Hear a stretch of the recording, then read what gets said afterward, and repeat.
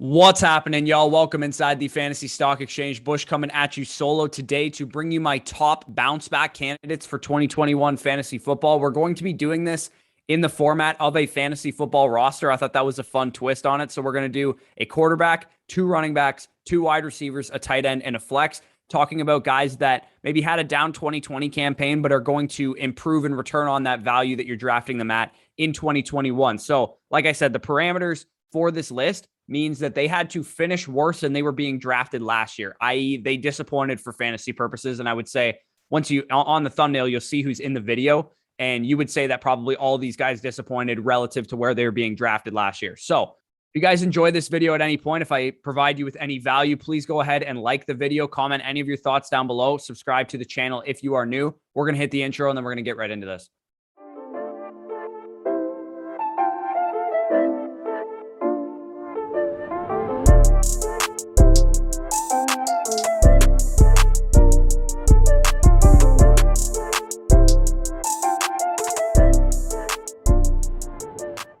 Okay, so a quick little game theory exercise before we get into the actual bounce back candidates themselves. Our good friend Ron Stewart over at his own YouTube channel, Ron Stewart, you can find him on there. He basically broke down why you shouldn't take players off your board. And I thought this was a really interesting concept because we're all guilty of this, right? Like I drafted Clyde Edwards-Helaire 6th overall last year. He burned me, obviously. Even though I won my championship, he burned me with that pick. And I'm less likely probably to draft him this year as a result of that. But what he broke down, and you guys can see it on the screen, is that when you look at their win rates in terms of best ball FFPC type win rates versus their previous year win rates, there's actually a zero correlation, right? The trend line for win rate that you can see at the top, there's zero correlation between a player's win rate the previous year and the next year. So the reason a lot of people pass on some of these guys is because they think, oh, well, the guy was worse last year, so he's not going to be as good this year. Bounce back candidates are a real thing. You can be bad one year and good the next year. There's no year-to-year correlation between one player's fantasy performance and the other. And like I said, in simple terms, and I'm quoting Ron with what he said, a player's ability to perform above ADP and be a league winner has absolutely no correlation to what he did in previous seasons. It's really a year-to-year game, and it's up to us as fantasy players and myself as a fantasy analyst to break down a player's year-over-year baseline. I can't just, say this guy was bad last year, therefore he's going to be bad every year. So bounce back candidates are actually good risks to take because their perception, especially by most fantasy players and casual fantasy players especially, is really soured usually based on what they did the previous year. And a lot of fantasy players are guilty of just drafting last year's production, right? It's the reason a lot of people were drafting Michael Thomas first wide receiver off the board last year, even though, myself and some other people were like, maybe we shouldn't be drafting Michael Thomas at the expectation that he's going to break the receptions record again. It's usually a lot of people draft based on last year's production, and it's important, obviously, but it isn't everything. So here's how you can take advantage of some of that game theory that I just gave you. So the quarterback position, my number one bounce back candidate at quarterback is Matthew Stafford, currently going off the board at quarterback 13 on Underdog Fantasy, 110 overall. So, a ninth round pick or so. Finishes the quarterback 19 in points per game last year, 15th overall, despite being drafted inside the top 10 quarterbacks. So this was a guy that definitely disappointed relative to where you drafted him. And I would say overall, Matthew Stafford has this, stigma around him. It's a good stigma to have that he's a safe quarterback, right? Especially when he was in Detroit with high passing volume. We all drafted Matthew Stafford thinking that he was going to be this safe option, week in and week out starter. And that's not exactly what he was last year. So there was a couple of reasons for that. Number one, he had no weapons, right? Kenny Golladay was injured most of the season. Marvin Jones himself was banged up. He had TJ Hawkinson and DeAndre Swift, but Swift was a rookie. Hawkinson was a second-year tight end. I think we can all agree that the weapons that Matthew Stafford has now in Los Angeles are better than the ones that he had in Detroit last year. So that's an upgrade for Matthew Stafford's situation. Protection-wise, Detroit's offensive line isn't bad, but it got a lot better this year, obviously adding Penei Sewell, but Matthew Stafford is no longer there. I would say this year his protection should be better than it was last year with the Los Angeles Rams.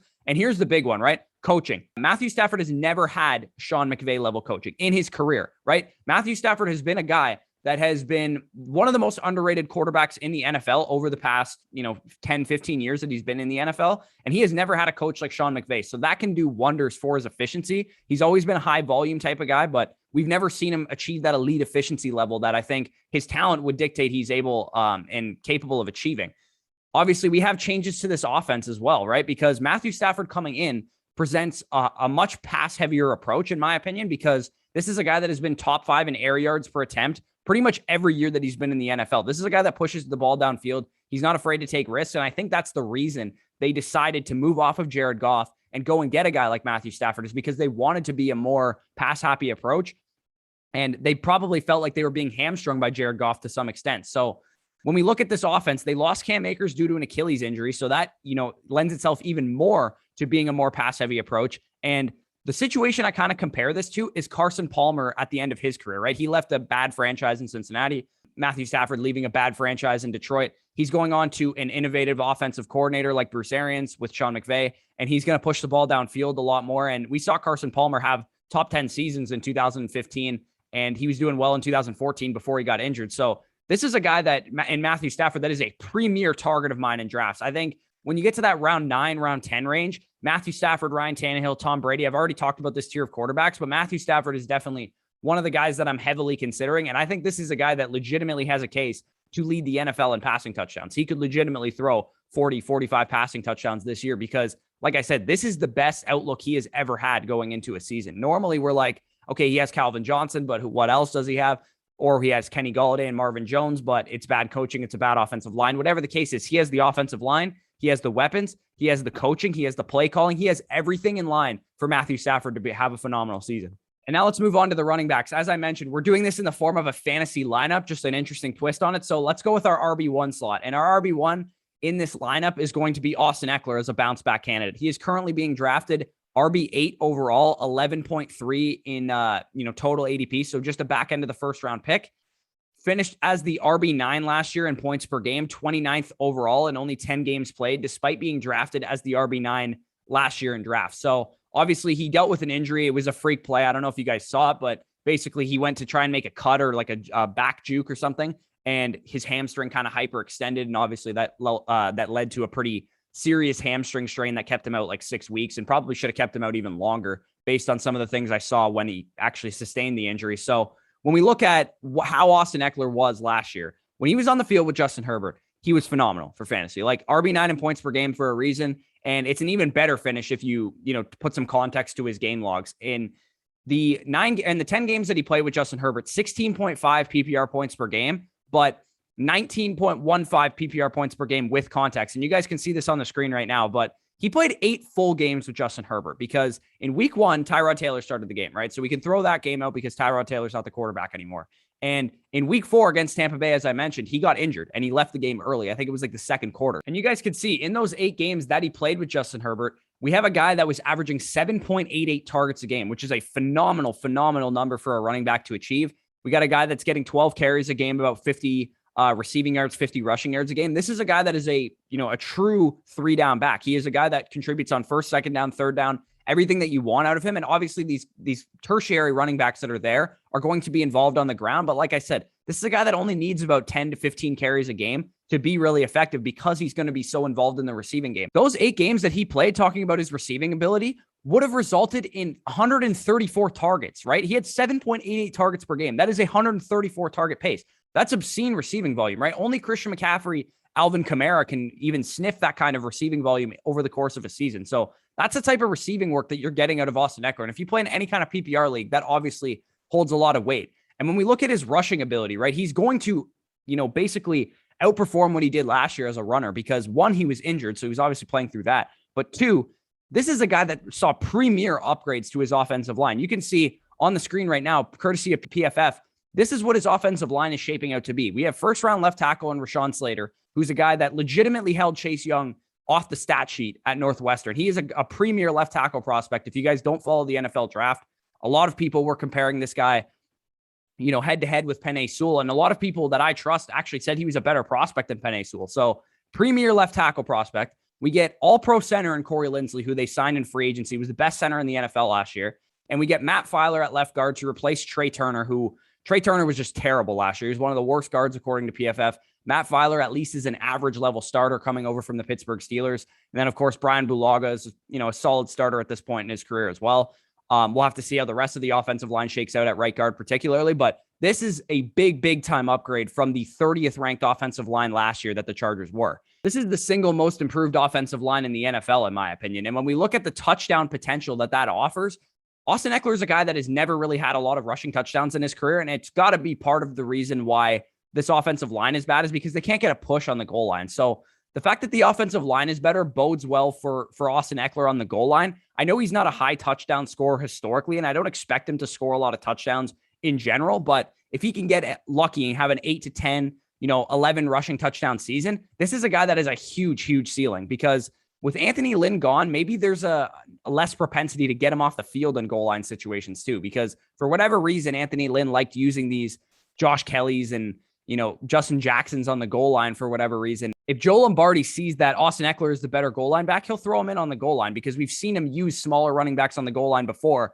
like Alvin Kamara in New Orleans, because they've always had a bigger running back like Latavius Murray or Mark Ingram to take goal line touches away from Alvin Kamara, but Alvin Kamara is so effective on the goal line that they don't do it. So that's exactly what we want at Austin Ekeler. We want him to achieve that touchdown ceiling. And obviously having, Justin Herbert as his quarterback will indicate that they're going to be in the red zone a lot, because Justin Herbert's a great quarterback. And like I said, offensive line upgrades, Austin Ekeler being healthy, all this leads to Austin Ekeler having a big season this year, and a guy that at the end of the first round, I think should be a smash target for all of you guys. If you get him in the second round as your RB2, that's an even better position to be in. So speaking of running backs, we're going to go to our second running back on this all bounce back fantasy team, and that's Ezekiel Elliott. Currently going off the board as running back 5, 6th pick overall, finishes the RB14 in PPR points per game last year, RB9 overall, despite being drafted inside the top 3 running backs last year. So you had to spend a premier pick to get Ezekiel Elliott last year. You got to spend a pretty premier pick to get him again. But this was a guy that was legitimately a top 3 overall pick last year. He was a guy that me and Danny touted as the safest pick in the first round last year. And obviously the whole situation went to shit, right? We talk about game splits with Dak Prescott so much that you guys are probably getting annoyed by it by now. But here's the thing. When Dak Prescott was on the field, Ezekiel Elliott was great, right? He was great for fantasy, 20 half PPR points per game. He had, 7.5 targets per game, 7.75 targets a game. I don't expect that to keep up, but the fact that he was that involved in the receiving game is definitely encouraging to see. Another guy that was involved heavily on the goal line. I believe Danny always talks about the fact that he's got like 15 carries inside the 5-yard line in those 5 games that Dak Prescott played. Again, this is a dude that basically the whole ceiling fell out. The whole wheels fell out of this offense. The whole offensive line was injured last year. Tyron Smith, Lyle Collins, Zach Martin missed some time. This is an offensive line that at least should be healthier than it was last year, which should bode well for Zeke Elliott and his ability to be a lot more efficient, because he was very inefficient last year.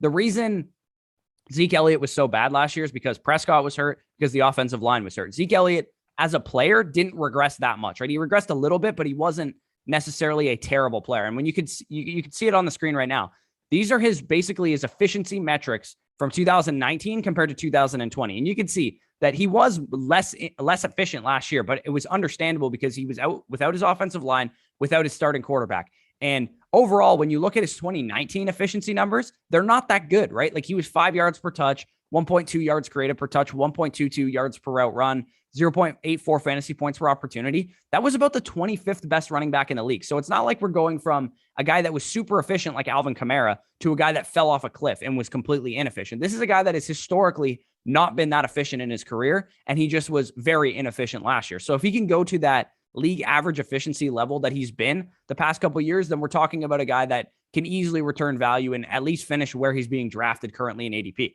And me and Danny argue about this all the time, but I don't think he can finish overall as the RB1, because I simply don't think he's as talented as guys like Christian McCaffrey, as guys like Dalvin Cook, Saquon Barkley, Alvin Kamara, some of these guys.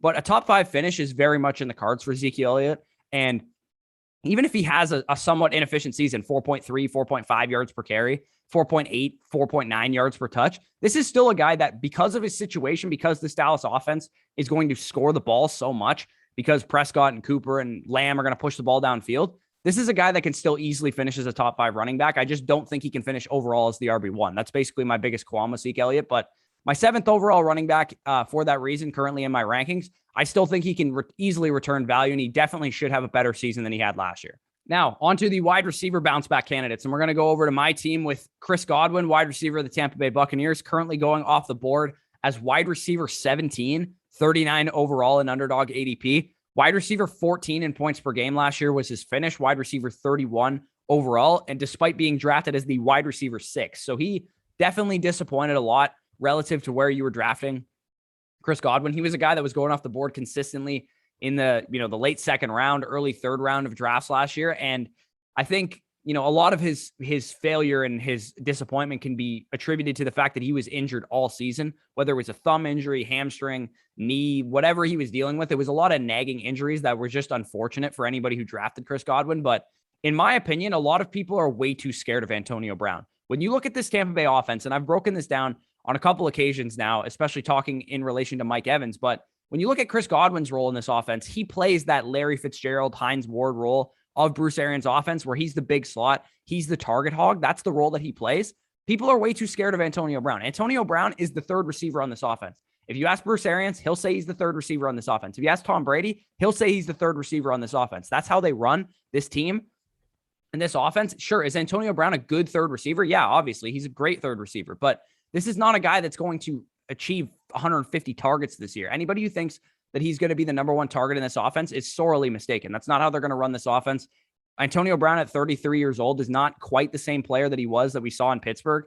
And when you look at Chris Godwin, this is a guy that is a phenomenal player. Look at his success rates by route in 2020. He was above average on 9 of 10 routes in the NFL among wide receivers. And when we look at his percentiles versus man coverage and press coverage, 96th percentile he was winning against man coverage, 87th percentile against press coverage. This is a dude that can do it all over the field. And I would say if you imagine A.J. Brown on this team, that's essentially the type of player that we're getting in Chris Godwin. Chris Godwin, A.J. Brown, they're exactly the same type of player. He's the odds-on favorite to lead this team in targets. That's exactly why I like Chris Godwin currently at his value.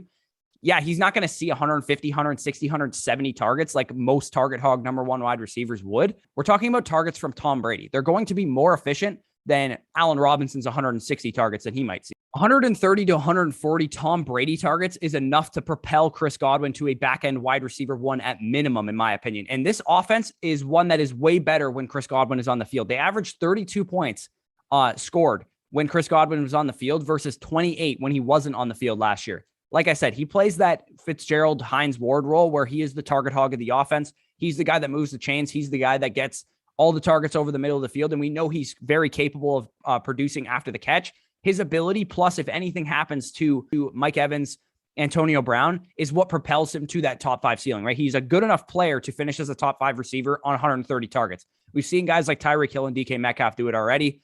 This is a dude that, because of his ability, because of how good this offense is going to be, and if anything, this offense is one of the best things you can ask for in fantasy football, is going to be a high volume offense. It's going to be top 5 in pass attempts. They don't have a number 1 running back on the team. They're not going to be running the ball constantly. And this is a high efficiency offense as well as being a high volume offense, right? The Buccaneers and Cowboys are really the only 2 offenses you can say in the NFL are going to be high efficiency and high volume, because we have the Bengals. We have certain other teams that are going to be high volume, but we don't necessarily know how efficient of offenses they're going to be. And on top of that, we have an aggressive play caller, right? We have a guy that's going to push the ball downfield. We have a quarterback who's going to push the ball downfield. And we're too scared to take the number 1 target in this offense in the 4th round. Like, to me, it's crazy to me why everybody is overthinking Mike Evans, Chris Godwin, and Antonio Brown. I think they're priced appropriately. I think Evans is the guy you want because he gets the high value targets. Chris Godwin is the second guy you want because he's going to get the most targets. And then Antonio Brown is a great number 3 receiver. He's going to be a top 30, top 25 guy because this offense can support 3 receivers, plain and simple. So that's basically my take on Chris Godwin. I think he is in for a big time bounce back this season in fantasy football. Now let's go on to a guy that could really use a bounce back because his stock is at an all-time low, in my opinion. And that's Odell Beckham Jr. And currently going off the board as the wide receiver 28, 57th pick overall. This is a guy that you can get in the mid-5th, sometimes 6th, 7th round. Wide receiver 38 in points per game was his finish last year. Obviously, he only played 7 games due to a torn ACL, despite being drafted as the wide receiver 12 in fantasy last year. Now, I'm out of my comfort zone right now. I'm not usually the guy that is pining for Odell Beckham because last year, you guys would have heard me and Danny, if you were following the channel, say, do not draft this guy. He is a terrible pick in the 3rd round, but the ACL is a concern, right? That is the biggest concern with Odell Beckham, as are injuries in general, because this is a guy that has not really stayed healthy to this point in his career, especially the last 3-4 years or so. But he did avoid the active PUP list, so this is not a guy that is dealing with the repercussions of his ACL surgery at this point. He's on the field. He's out there for training camp at full strength. Baker took a big step forward. I'll basically lay out the entire case for Odell Beckham, and it starts with the quarterback play because Baker Mayfield was a borderline top 12 quarterback in the NFL last year. He actually was very good. I could put his efficiency metrics on the screen right now. He was phenomenal relative to what he was in 2019. And after that week 10 bye and the monsoon game that they played in Houston and the run heavy approach that we saw from them in the beginning of the season from Cleveland last year, this is an offense that was actually very pass happy. And given the COVID offseason, the new coaching staff, we should have expected a bit of a slow start for this offense. And we saw Baker Mayfield average nearly 8 yards per attempt from week 11 through the 2 playoff games that they had, compared to 6.9 yards per attempt, which still isn't even terrible at the beginning of the season from weeks 1 to 10. And from a volume perspective, like I said, we saw a big time shift from the Cleveland offense, which was really weird considering this is the time that Nick Chubb came back from injury. So if they were going to go more run heavy, it would have made sense to do so when their number one running back returned. But that wasn't the case. They passed the ball 314 times in that 9-game sample that I talked about from weeks 11 through the 2 playoff games. And that's a pace of 558 attempts on a 16-game season, about 580 attempts, 590 attempts on a 17-game season. And Odell Beckham, when he was on the field last year in those first 7 games and in 2019, he was able to command a 25% target share. So if we look at those, those 2 numbers, if they throw the ball 558 times, which is a conservative projection in a 17-game season, that's 140 targets for Odell Beckham Jr. if he can maintain his target share. And I think when we look at Baker Mayfield, I think this is his best season that he's about to have. The best season of his career is about to be this next season because he's in the 2nd year of Kevin Stefanski's system. He has his number 1 receiver back. We obviously saw him regain his confidence and his swagger last year that he lost in 2019. And this is a great system. And when we look at Odell Beckham, the player, I don't think this guy's lost a step. And I wouldn't say this if we had some evidence to back this up. But when we look at his reception perception numbers, 91st percentile against man coverage last year, 94th against press. That is prime Odell Beckham numbers. That is not, a shell of his former self. Matt Harmon has been very, very accurate in predicting the downfalls of older receivers. He did it with AJ Green. He did it with Dez Bryant. He did it with Demaryius Thomas. He has been very good at predicting the downfalls of receivers. And in his write-ups, he basically says none of that about Odell Beckham. He's like, this guy is the dude, right? Like he's still Odell Beckham. He's 29 years old, but he's still the same guy he was, 3-4 years ago from a route running perspective.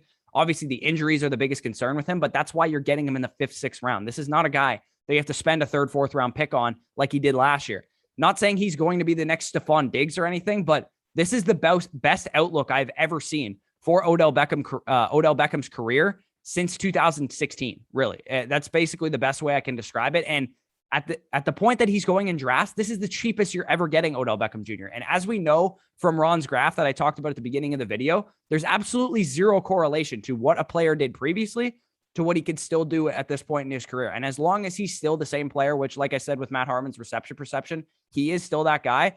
This is still a dude that can return, great value in your drafts. I think he has the type of ceiling that can be a top 8, top 10 receiver. I don't think he's going to be a top 5 receiver because I don't think he's quite that player anymore. And I don't think the offense is going to pass the ball at a crazy high rate, but this is a guy that can absolutely return wide receiver 1 value. All right, now let's move on to the tight end position. And at tight end, we have Tyler Higbee, tight end of the Los Angeles Rams, currently going off the board as tight end 8 overall on Underdog Drafts, 99th pick overall. And last year, he finished as the tight end 19 in points per game, tight end 17 overall, despite being drafted inside the top 10 last year. So this is a guy that definitely disappointed relative to where people were drafting him. A lot of people were very excited about the way he closed out 2019. Wasn't the same guy in 2020. Like I said, he's going off the board at tight end 8 on Underdog, but when you look at more casual ADP, Fantasy Pros, Fantasy Football Calculator, for some of these home leagues, he's currently going off the board as tight end 14. So on home league sites, he's actually going a lot later than he is on Underdog, and that should tell you something, right? The people that play on Underdog are sharp. They're guys like Justin Herzig and Davis Maddock, guys that are, heavy best ball players, heavy guys that are into, trying to win money. And they're taking Tyler Higbee about 6 spots higher than he is going currently in home leagues and ADP. So that should tell you something right off the bat. But when we look at his splits without Gerald Everett on the field, and that's the big driving force of this argument, is that Gerald Everett is no longer there. Gerald Everett is a Seattle Seahawk. The Los Angeles Rams only really have Tyler Higbee at tight end right now. He is the main tight end on the team. They're going to probably shift to more of 11 personnel like they did last year. And Tyler Higbee is going to be that guy on the field. And when we look at his splits without Gerald Everett on the field, we have a guy that averages 23.24 PPR points per game in the 5 games since 2018 that Gerald Everett has not played. Now, That's obviously not going to be the same number. Like, he'd be the number one tight end in fantasy, and it wouldn't even be close if he averaged those kind of points this year.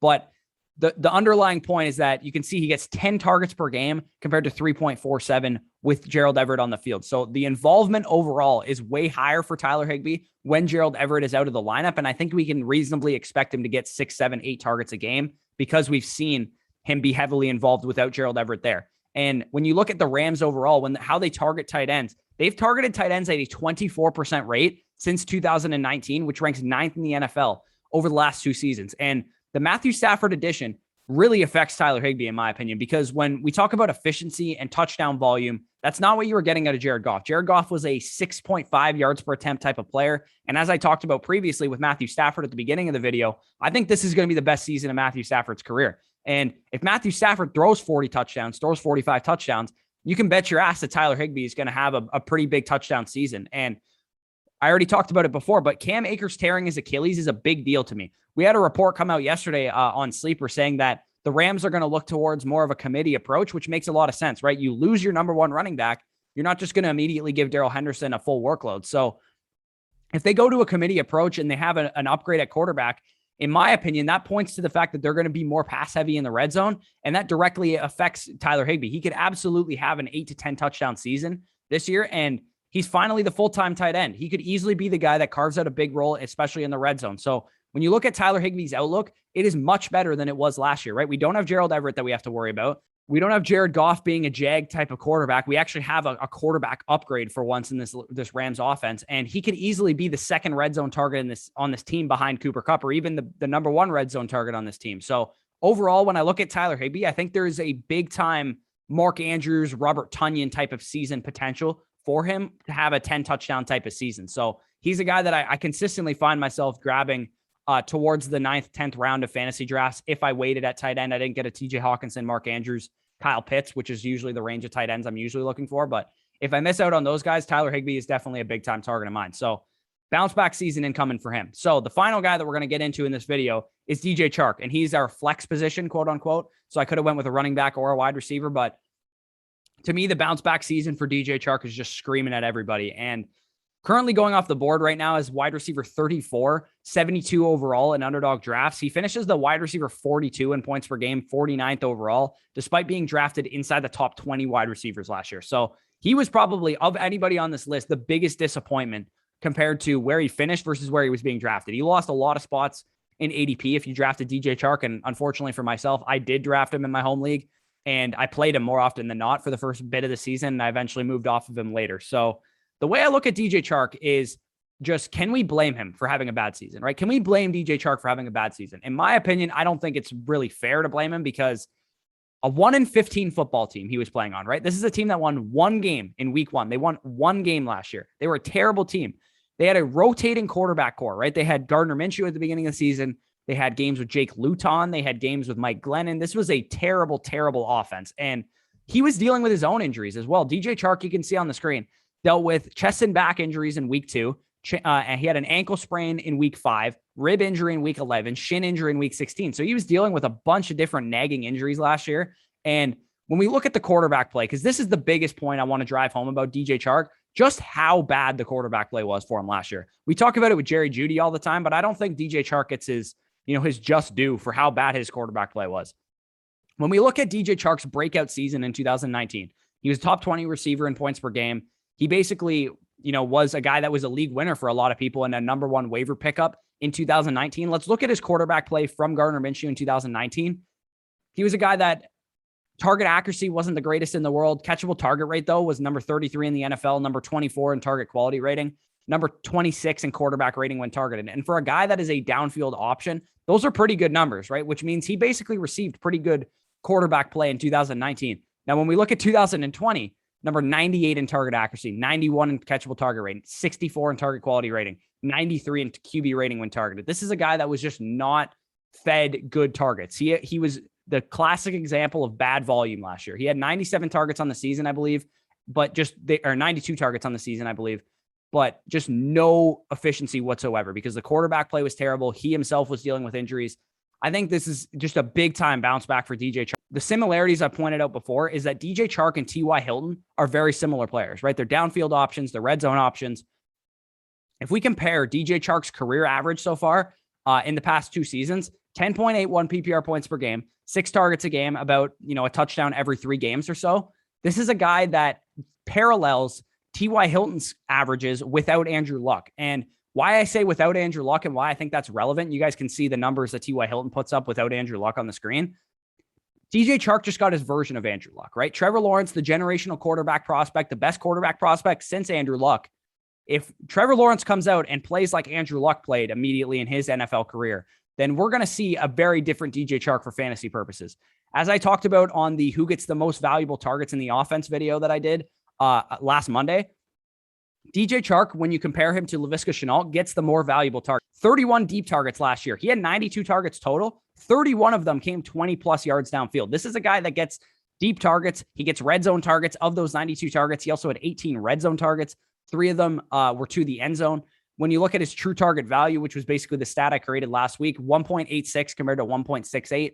DJ Chark's targets were about 9%, I believe, more valuable than a Laviska Shenault target. So if these guys are similar in targets, and I think they will be, I think DJ Chark is probably going to be like 110, 105 targets on the season. Maybe he gets a little bit more than that, but Laviska Shenault is, again, going to be around that 100 target range. If these guys get similar targets, DJ Chark is going to outperform him for fantasy purposes because he gets the downfield targets. He gets the red zone targets.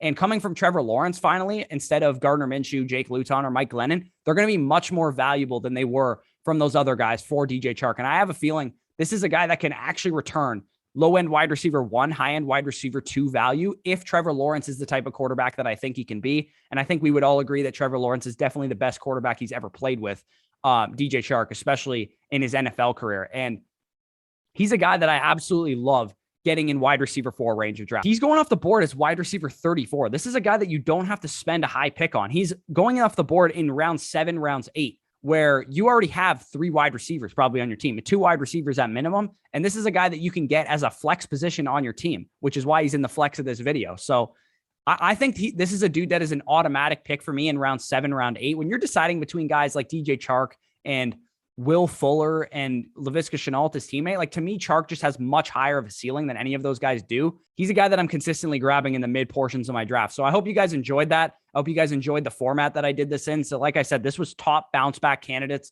for 2021 fantasy football. If you enjoyed, leave a like, comment on the video who your favorite bounce back candidates are. Subscribe to the channel if you are new. We are on the road to 5,000 subscribers.